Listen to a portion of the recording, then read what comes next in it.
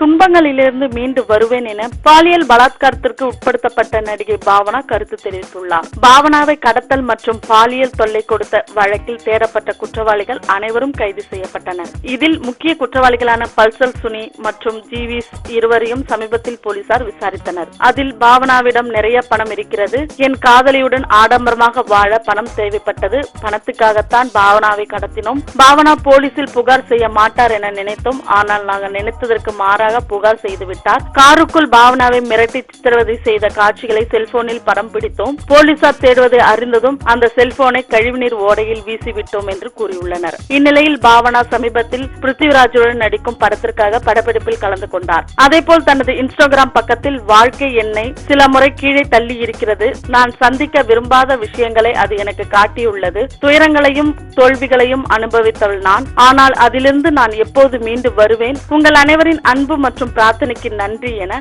அதில் குறிப்பிட்டுள்ளார். மேலும் சினிமா தகவல்களுக்கு கீழே உள்ள சப்ஸ்கிரைப் பட்டனை அழுத்தவும்.